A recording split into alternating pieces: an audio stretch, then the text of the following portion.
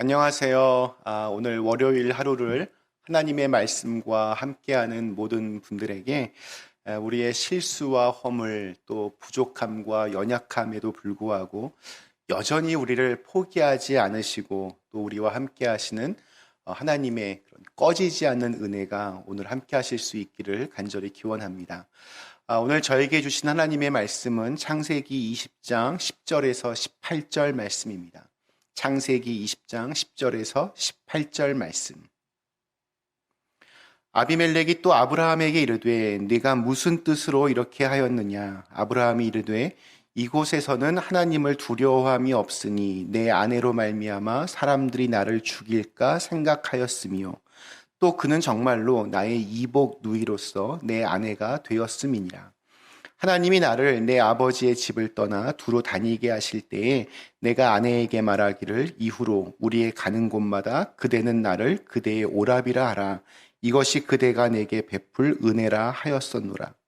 아비멜렉이 왕과 소와 종들을 이끌어 아브라함에게 주고 그의 아내 사라도 그에게 돌려보내고 아브라함에게 이르되 내 땅이 내 앞에 있으니 네가 보기에 좋은 대로 거주하라 하고 사라에게 이르되 내가 은 1,000개를 내 오라비에게 주어서 그곳으로 너와 함께한 여러 사람 앞에서 내 수치를 가리게 하였노니 내 일이 다 해결되었느니라.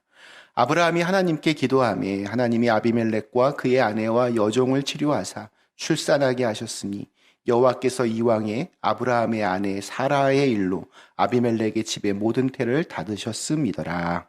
아멘. 네, 오늘 기쁨의 언덕 묵상 그 제목이 또 아내를 누이라 하다 이렇게 적혀 있습니다. 우선 또라고 하는 구사가 가장 먼저 눈에 들어옵니다. 창세기 12장에는 기근을 피해서 애굽으로 내려간 아브라함이 그곳에서 애굽 왕에게 자신의 아내 사라를 여동생이라고 그렇게 거짓말하는 장면이 나옵니다. 혹시라도 자기가 남편이라고 하면 자기를 죽이고 아내를 애굽 왕이 빼앗을까 봐 그것이 두려웠기 때문입니다. 아브라함은 착하고 또 신실한 사람이었기 때문에 그때를 기억할 때마다 부끄러웠을 것입니다. 하나님에게도 부끄럽고 또 아내를 볼 때에도 미안한 마음이 들었을 것입니다. 그러나 24년이 지난 후 아브라함은 또다시 똑같은 실수를 반복합니다. 24년 전과 비교해서 거짓말하는 그 대상과 장소만 달라졌을 뿐 똑같은 내용의 죄를 범하고 있습니다. 죄라고 하는 것은 이렇게 계속 반복됩니다. 아브라함은 믿음의 조상입니다. 요즘 말로 하면 그리스도인 중에 진짜 그리스도인, 찐 그리스도인입니다. 모두가 인정하는 아주 믿음 좋은 사람입니다.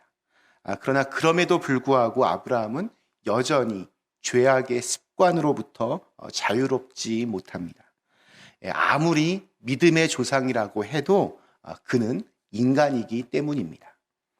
그리고 여전히 같은 죄와 실수를 반복하고 여전히 실패하는 아브라함의 모습은 사실 오늘 우리들의 모습이기도 합니다. 그런 의미에서 종교개혁자 마틴 루터는 구원받은 믿음의 사람들을 이렇게 표현합니다. 우리는 의인이지만 동시에 아직도 죄인이다. 사람은 누구나 실수합니다. 누구나 죄 앞에 자유롭지 못합니다. 그럴 수 있습니다.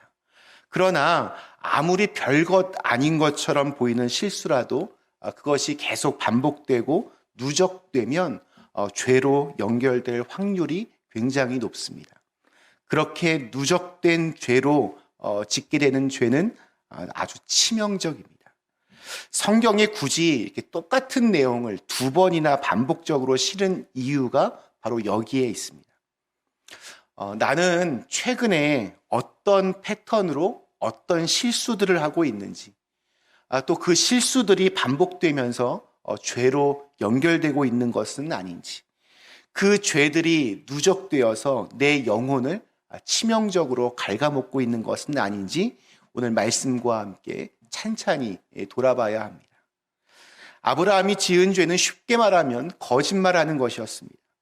그런데 오늘 말씀을 묵상하면서 아브라함은 왜 그런 거짓말을 또다시 하게 되었을까? 이런 생각이 들었습니다. 아브라함은 이 사건이 있기 바로 직전에 창세기 19장에서 소돔과 고모라가 죄로 인해 심판받는 것을 목격했습니다. 죄가 얼마나 무서운 결과를 낳는지를 두 눈으로 똑똑히 보았습니다. 그 모습을 보면서 아마 결심했을 겁니다. 하나님 앞에 정말 죄짓지 말아야지. 그런데 바로 다음 20장에서 그는 거짓말하는 죄를 짓습니다. 잘 쉽게 이해가 가지를 않습니다. 도대체 무엇 때문에 그의 굳은 결심이 이렇게 허망하게 무너졌을까? 그러다 11절 말씀에서 그 해답을 찾았습니다. 당신이 이렇게 한 이유가 뭐냐라고 묻는 아비멜렉에게 아브라함이 이렇게 대답을 합니다. 아브라함이 이르되 이곳에서는 하나님을 두려워함이 없으니 내 아내로 말미암아 사람들이 나를 죽일까 생각하였으며. 한마디로 아브라함은 두려웠습니다. 하나님을 모르는 사람들이 아내 때문에 자기를 죽일지도 모른다는 두려움이 그를 거짓말하는 사람으로 그렇게 만든 것입니다. 지나친 두려움은 죄로 이어질 확률이 매우 높습니다. 왜냐하면 두려움이라고 하는 것은 나를 지키시고 보호하시고 인도하시는 하나님에 대한 믿음과 신뢰가 잠시 잠깐이나마 사라졌다라는 그러한 의미이기 때문입니다. 지난 24년간 수많은 일들이 아브라함에게 있었습니다. 하나님의 부르심 앞에 너무나 낯선 땅 가나안으로 왔습니다. 낯선 이방인의 신분으로 고생도 많이 했지만 아브라함의 가정은 하나님께서 지켜주시고 보호해 주시고 또 축복해 주셨습니다. 하나님의 도우심이 아니고서는 설명할 수 없는 큰 축복이 아브라함 가정에 있었습니다. 예를 들어서 우리 창세기 14장에 보면 한 가정인 일개 한 가정인 아브라함이 인근 나라들의 연합군과 싸워서 승리하는 장면이 등장합니다.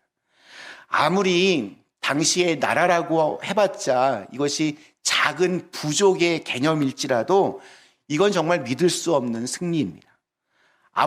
아브라함이 아무리 나름 성공해서 사병들을 거느릴 만큼 힘이 있다고 해도 네 나라들의 연합군을 이긴다는 것은 이건 말이 되지를 않습니다. 하나님께서 그렇게 인도해 주신 것입니다. 하나님께서 그렇게 만드셨습니다. 이런 상상을 해봅니다. 당시 가나안 팔레스타인 지역에서 아브라함은 자기가 생각하는 것보다 훨씬 더 유명한 사람이었을 것입니다. 네 나라의 연합군을 상대로 이긴 아브라함의 가정을 그 누가 만만하게 볼 수 있겠습니까? 사실 정말로 두려웠던 사람은 아브라함이 아니라 우리 창세기 20장의 무대인 그랄 땅에 살고 있던 사람들이었을 것입니다. 소문으로만 익히 들었던 아브라함이 자기들 지역으로 왔으니 아마 생각도 많았을 것이고 고민도 많았을 것입니다. 그런데 정작 아브라함은 자기가 어떠한 사람인지를 모르고 있습니다. 이민자인 아브라함 마음 깊숙한 곳에는 언제나 다른 사람들에 대한 두려움이 있었던 것 같습니다. 지나친 두려움은 실제의 사건과 사람보다 그것이 더 크게 보이도록 이끕니다. 그래서 본능적으로 살아보려고 이런저런 인간적인 방법과 선택들을 하게 됩니다. 그래서 그렇게 멸망의 길로 가는 것입니다. 그래서 잠언에는 이러한 말씀이 있습니다. 사람을 두려워하면 올무에 걸리게 되거니와 여호와를 의지하는 자는 안전하리라. 특별히 아브라함에게 이 두려움은 상습적이고 반복적인 죄를 짓게 하는 그 근원이었습니다. 우리 13절 말씀을 통해서 추정해 볼 수 있습니다. 제가 13절 말씀을 현대인의 성경으로 한번 읽어보겠습니다. 그래서 하나님이 나를 고향에서 내어보내 방랑 생활을 하게 하실 때에 내가 그녀에게 이렇게 말했습니다. 지금부터 우리가 어디로 가든지 당신은 나를 오빠라고 하시오. 이것이 나를 사랑하는 길이오.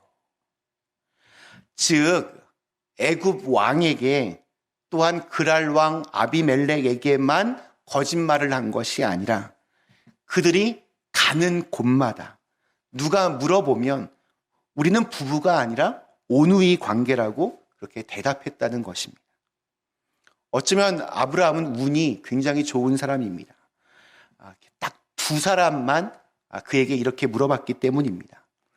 두 사람의 관계가 어떠한지를 만약에 100사람이 물어봤으면 100번의 죄를 지었을 것입니다.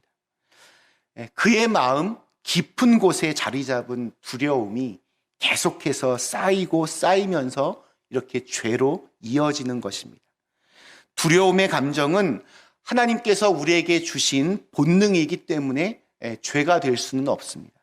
그러나 그 두려움이 지나치게 커져서 하나님마저 보이지 않게 되거나 그 두려움이 쌓이고 쌓여서 누적이 되면 죄가 됩니다.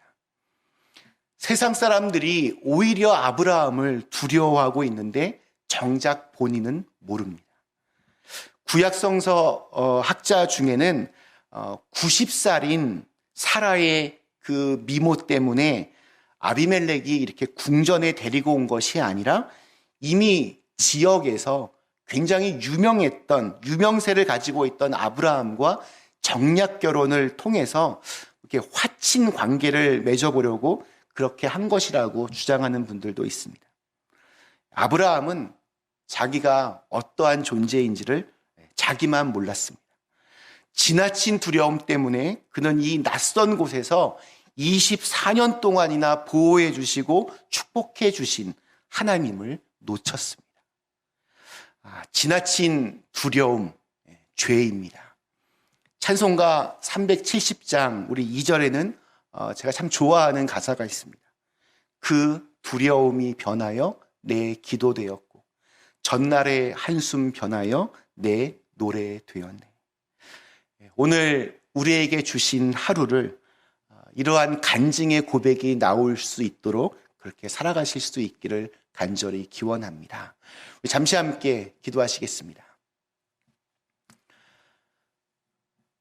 은혜의 하나님, 지나친 두려움은 죄를 낳습니다. 그 두려움 때문에 하나님을 놓치게 됩니다. 우리도 아브라함처럼 이 낯선 땅에서 때로는 낯선 그런 이민자의 모습으로 살 때가 많이 있습니다. 그래서 늘 마음 깊은 곳에는 두려움이 있습니다. 그 두려움들을 기도로 바꿀 수 있는 힘을 주시고 또 우리의 한숨을 우리의 찬송으로 바꿀 수 있는 하나님의 은혜가 있게 하여 주시옵소서. 예수님의 이름으로 간절히 기도드리옵나이다. 아멘.